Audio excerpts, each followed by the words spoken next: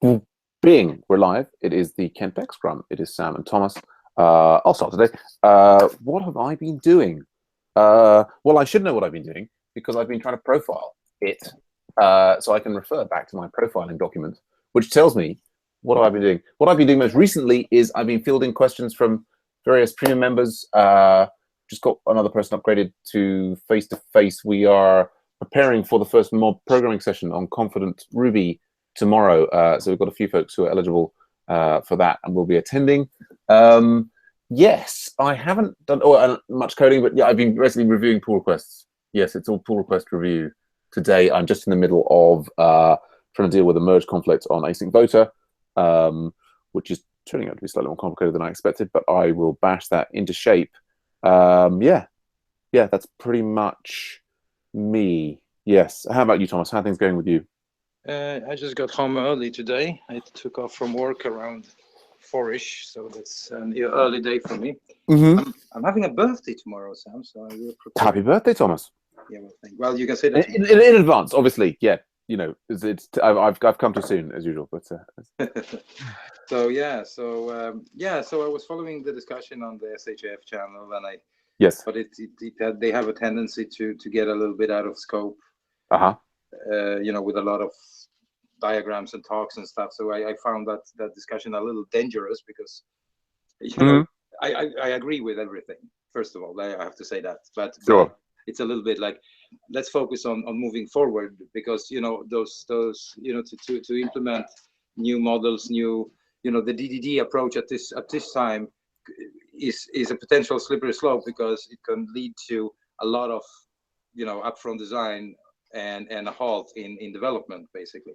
So that's why I kind of try to just say that, yes, that's cool, but I think that acceptance test is actually the way to go at this stage, but because it's very early in the process, and the list of features that is supposed to be delivered is fairly small, so I would say that delivering, driving the development with tests is the way to absolutely approach this.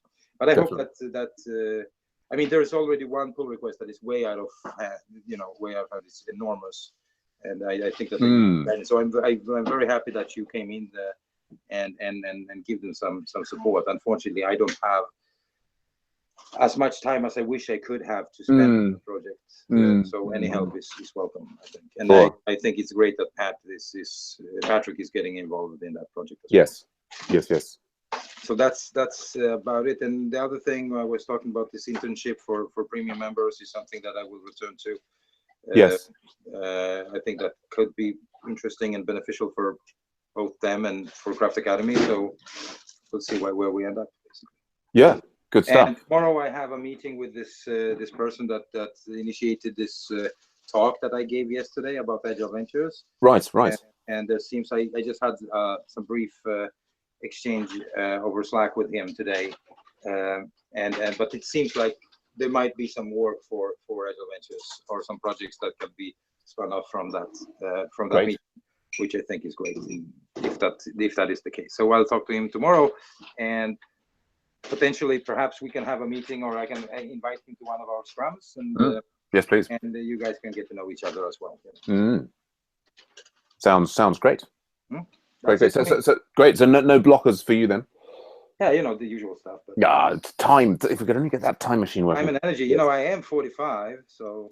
Well, tomorrow you will be tomorrow. I'm 44 today. There you go. You're still 44. Don't. That's we got to live in the moment, haven't we? It's not only the time, but it's more energy and yes. Stamina and stuff like that. No, absolutely.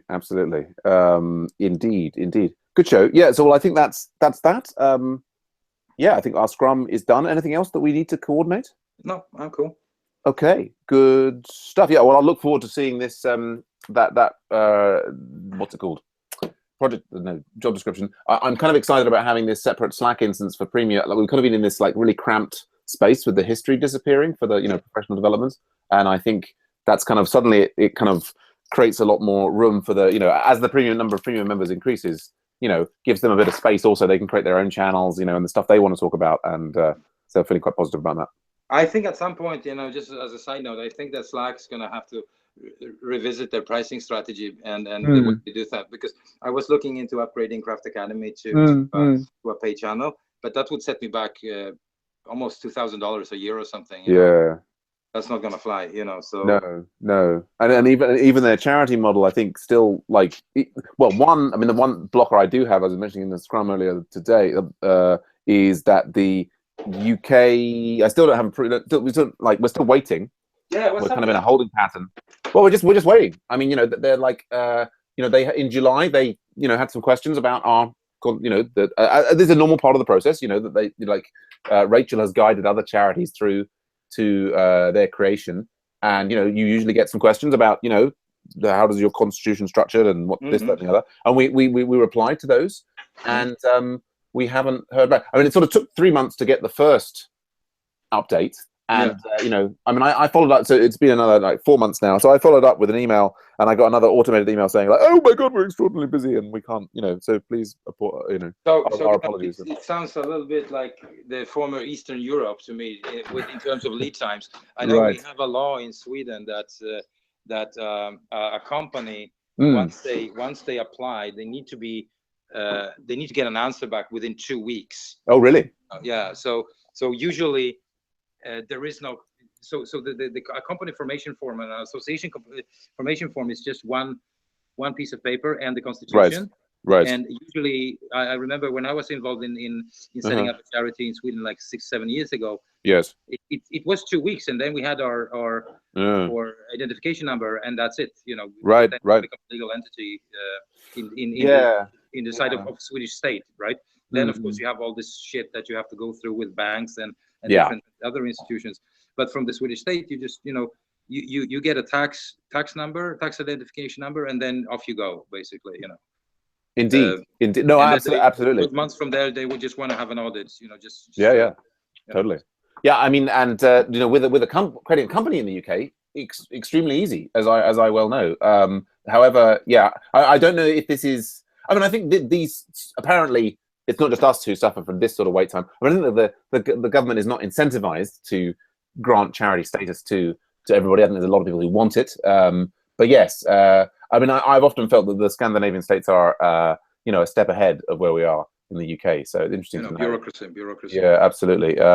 Yes. So that's a little bit of a block. And I also, I actually finally managed to sit down with like a head of product from Heroku, like the guy who actually introduced Heroku Teams yesterday, and talk through things, and we'll potentially get a refund for the things we were overcharged for. But in terms of like getting some bigger thing, you know, I had to say, yeah, we're not actually a charity yet. We're still waiting on the status. And of course that gives them a lever to say, well, if you're not officially approved, then blah, blah, blah, blah. So it's, anyway, I think we're on top of it. I better get on with these. Paul, it's very exciting to have people upgrade it. You know, I think having these intermediate plans between, you know, like the mob and the face-to-face is starting to look like, I mean, it's early days. You know, I think we've had maybe 2 or 3 people sign. It's 3 now on the intermediate plans. But I think having those kind of stepping stones is looking promising. So fingers crossed we get more of those. All right, good stuff. Nice one. So another thing for tomorrow, perhaps we have this Craft Academy Labs thing, you know, where we pull in like paid projects, not charities and stuff like that. So we have a project request. Basically, we're talking to these people, and I see a potential danger. I spoke to Abra about this today. I see a potential danger that we might have a problem with with resources at the beginning of the year. So perhaps if we land this job, perhaps we can grab some premium members and offer them some stuff. I don't know. That's something. Yeah, let's. You know, I'm negotiating with some other companies about possible paid projects. So yes, let's definitely talk if you need manpower. No, because, you know, at the beginning when we spoke about this, we said that we should primarily target non-profits, right? But yes, from what I understand, you're talking to companies as well, right?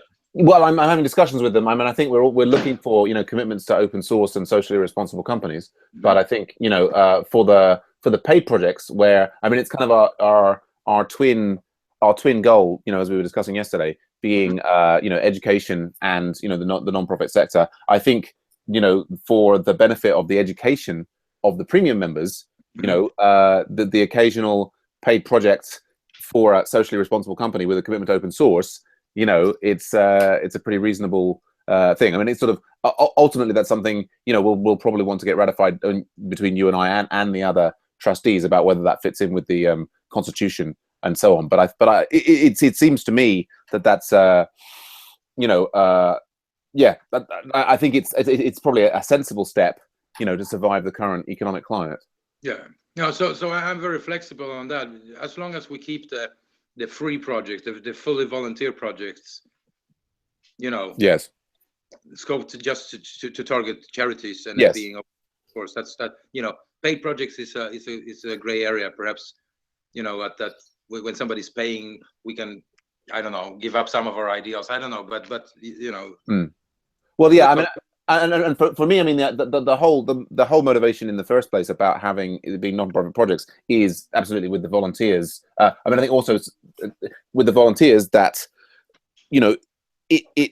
it's kind of like fundamentally unfair for, people to put in volunteer time on something and then for someone else to make kind of an independent profit on that seems unreasonable. Whereas if you're being compensated for your time, then fair enough. But I think there's then also, well, that's by itself, it's just a consulting shop model. So I think for me, I can compromise on there being the organization having a for-profit aspect, given that the people being involved are fairly compensated. But I think I would find it difficult to work with closed source projects or with companies that didn't have a commitment to social responsibility, because that there's that bigger picture of when the premiums are working on a paid project, that we want like there to be overview. We want benefit for the whole community, not just for the few people who happen to be working on that. That's the ideal thing. Yes. So, and I remember when we started to talk about paid projects, we said that these are exactly the arguments that we spoke about, and I think that's great. So the problem that I see is to find those charities that are committed both to actually paying for stuff, but release that as open source or in the open model and things like that. It could be a little problematic, but it's not impossible in any way, I think. But yeah, good stuff. All right, well, good to get done with. Yeah, fingers crossed. Take it easy, brother. All right, bye for now. Take care. Have a good one. Yes. Bye.